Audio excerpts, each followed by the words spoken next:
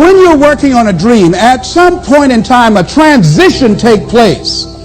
And the transition is what you are becoming in pursuit of the dream.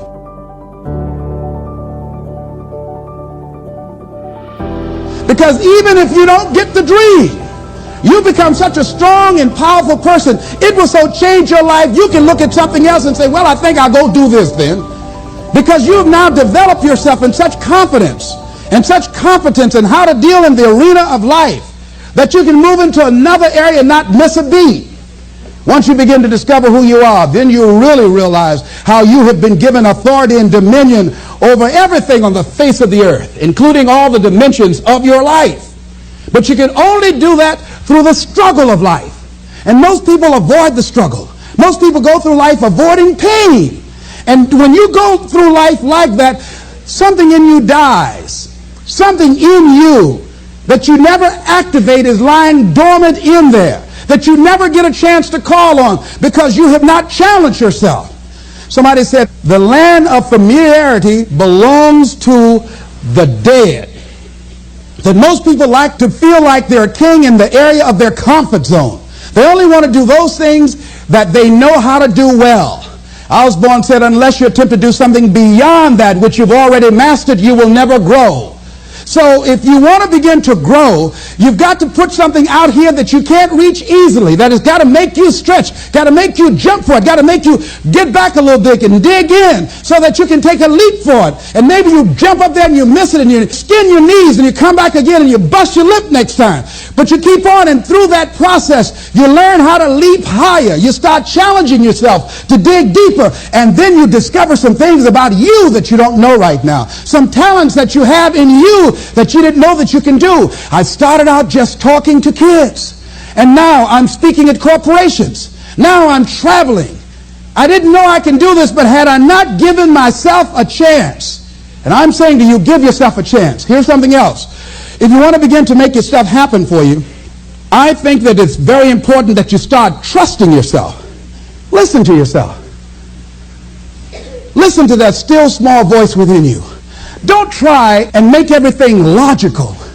There's some things about life that defies logic, that you just can't explain how the outcome is going to be.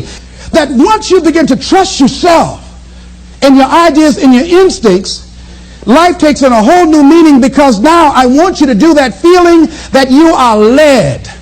Just feel, I am led. I remember the worst speech I had ever given in my life. I let someone exploit a fear that I had.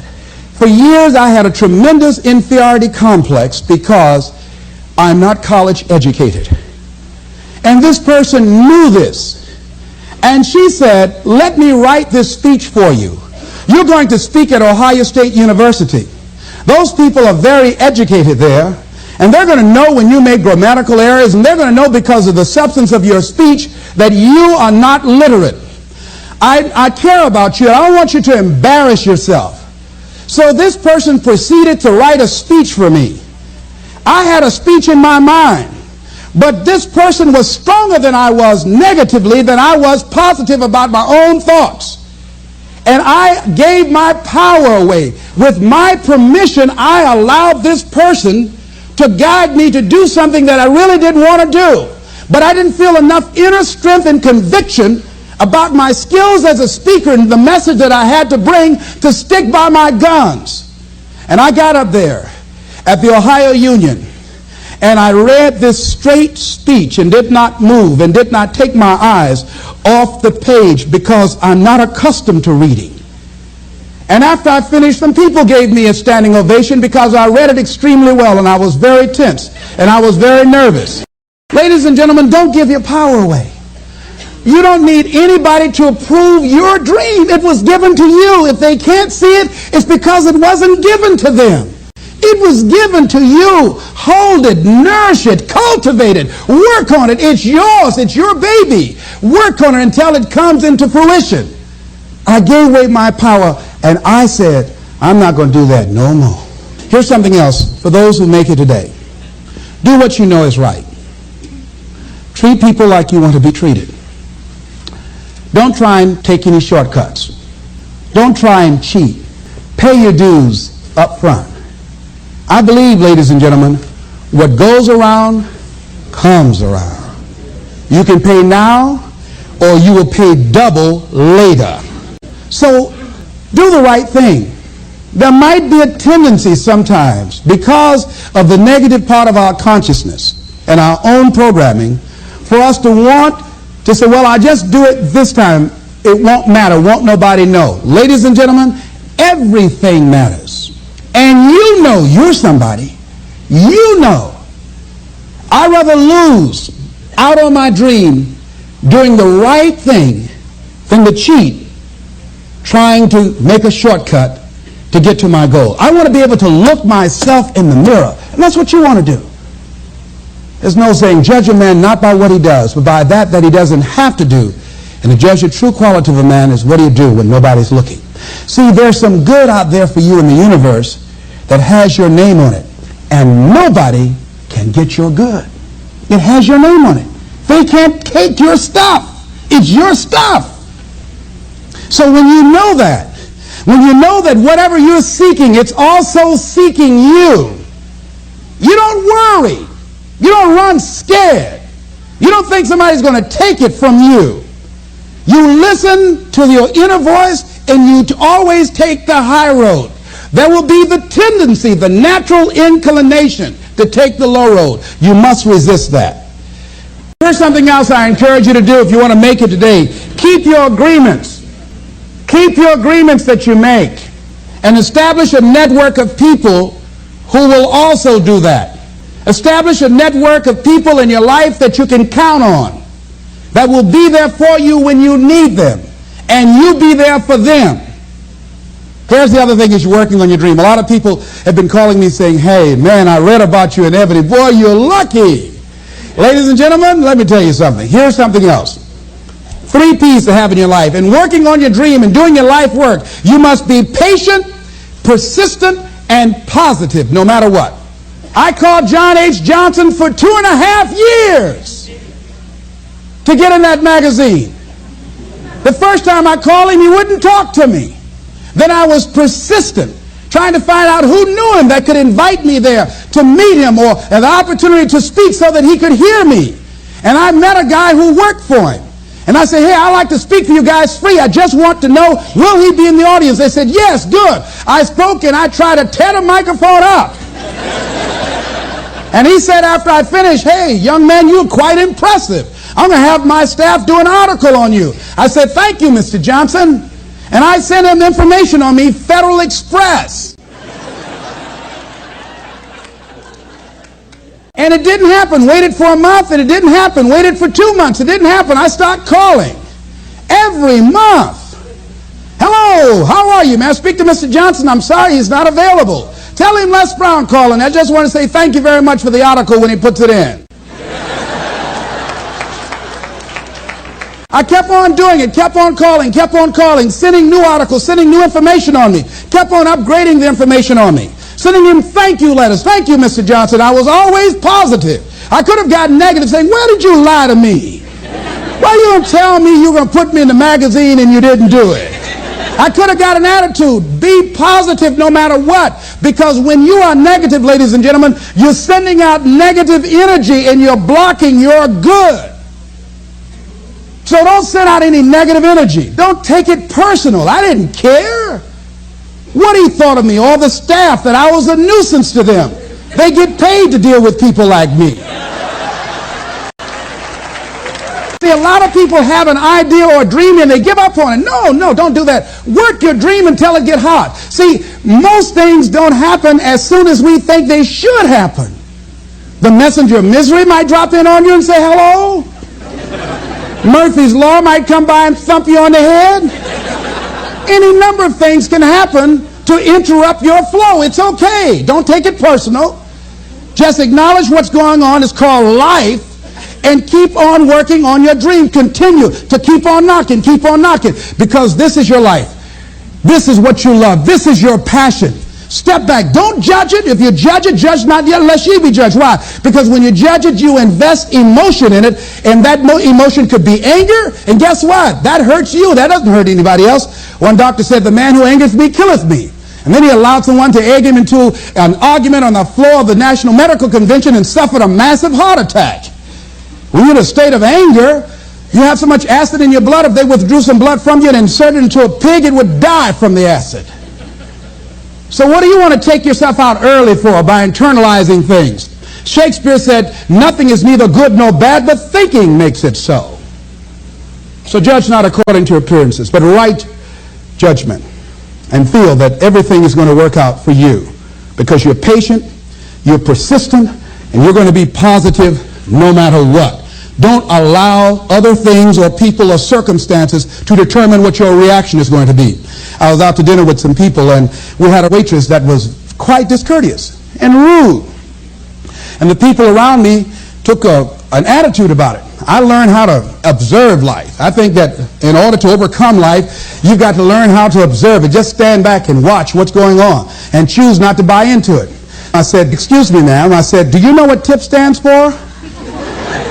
She said, no. I said, TIP stands for to ensure promptness. We've been sitting here a long time. I want to give you $5 up front to ensure a prompt meal. Would you assist me? She gave me the biggest smile and said, oh, of course I will. And I said, by the way, I'm not with these people. I'm going to be sitting at another table. Please put my meal over there. Serve them by themselves. See, I don't want to make anybody angry who goes behind closed doors to prepare my food. Oh, no. So don't allow people to determine how you are going to respond to them or circumstances. Learn to look at it. A friend of mine, Tom Perkins, handsome, articulate man in his mid-50s. He had a tremendous business, and at the height of his success, someone was killed in his business. He was sued and lost $750,000. Lost his business, lost his family, lost his home, everything. He was devastated, ladies and gentlemen. He started living in his car. He would wash up in a McDonald's across from Howard University on Georgia Avenue in Washington, D.C. He said, Les, I was so depressed. He said, I had everything, and then one day I lost it all. He said, I didn't want to live anymore.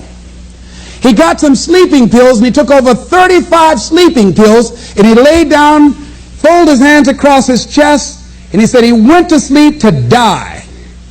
2 days later, much to his amazement, he woke up. He couldn't even get that right. I said, what happened then, Tom? He said, an incredible thing happened. He said he was laying there for a moment. He said, and a voice said to him inside his mind, it wasn't your life to take. That was one thing. He said, since that day, when I get any major challenges, I don't take it on myself personally. I feel that I've got somebody with me. He said, I'll never leave you nor forsake you. He said, hey, I said, God, you got to handle this for me. This is too much for me. He said, I don't sweat the challenges of life. Repeat after me, please. Don't sweat the small stuff. Don't sweat the small stuff. Because it's all small stuff.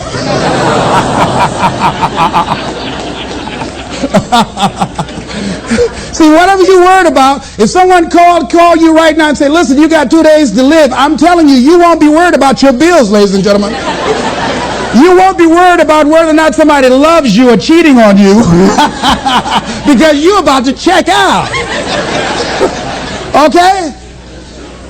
So put things in perspective. Here's something else Tommy said that I think is important. He said that the voice also said to him, if you change your ways, I'll give you far more than you ever lost. Look at your life right now. If you want to keep on getting what you're getting, keep on doing what you're doing. You've got to be willing to change your ways. Your life is working. If you don't like what you have produced, you're a director, you are the star, you wrote this script. You produced this, whatever it is. If it's a hit, you produced it. If it's a flop, you produced it. Take ownership of it and decide to go back to the drawing board and rewrite the script that you are the star of. You have the power to do that. On this day, you can declare that I'm going to change. As you look back on your life, you can decide that I don't like what I produced here, and I want higher ground. I want to begin to experience more love. I want to have more adventure in my life. I want something that gives my life a sense of meaning. Ladies and gentlemen, I've been selected to head up a program called Project Life in Chicago, training thousands of kids. And I had the experience, we had our second session this past Monday. And to see these young people when they came in, and to see the young people and the parents and the community volunteers when they went out. One young man from the Cabrini Green housing projects who didn't want to be there, who came up and said, I want you to know I'm so glad to be here. And he said, I'll never be the same again. He said, thank you, Mr. Brown. He said, I just got to go now, but thank you, sir. I'll never be the same again. To see a letter I got from a young man who was in the Cook County Jail where I work on Monday morning. And this young man will not be out of jail for at least 50 years. At least 50 years. They gave him 100 years. This guy has shot at least 60 people that we know of and killed 10 at least. And this letter he wrote, he said, since listening to your tapes, he said, I have not changed, but I feel a different person in me. Over 70% of these young men are in there for murder.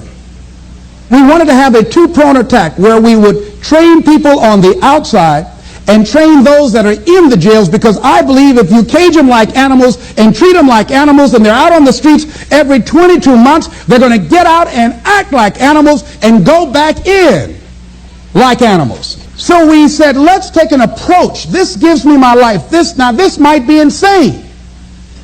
But I felt so good. I believe, ladies and gentlemen, if we can accept the possibility of that this is the decade of consciousness.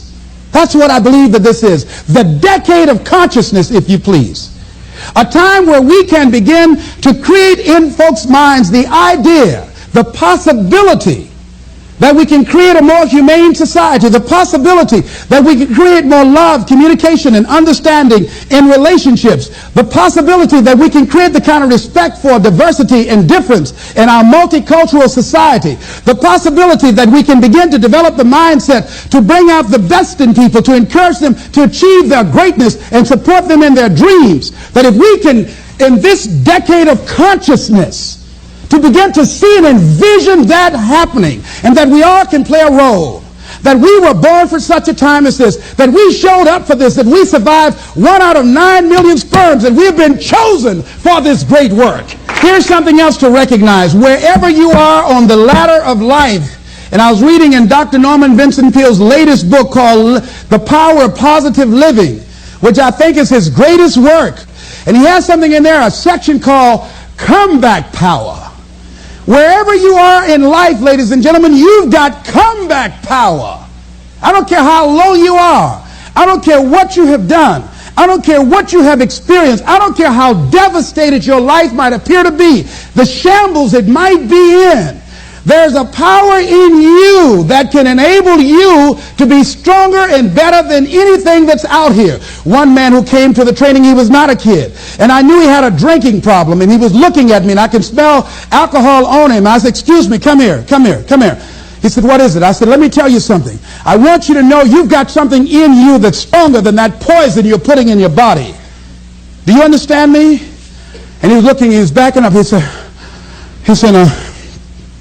no. He said, I don't know, man.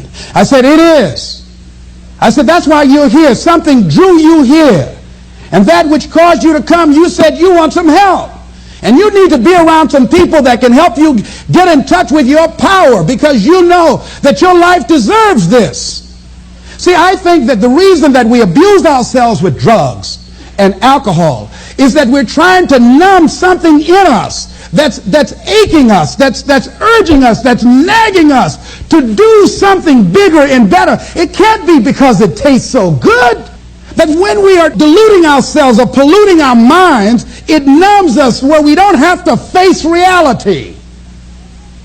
because we don't know what we've got going for us. See, once you discover who you are, the truth of knowing who you are will set you free from ever wanting alcohol, from ever wanting any kind of drug that's going to destroy who you are. Once you begin to know who you are, it will set you free from believing, I can't see myself doing any better. Once you discover this power, the perfect essence of who you are, that's in all of us, that's permeating our being, that enable us to be the directors of our lives,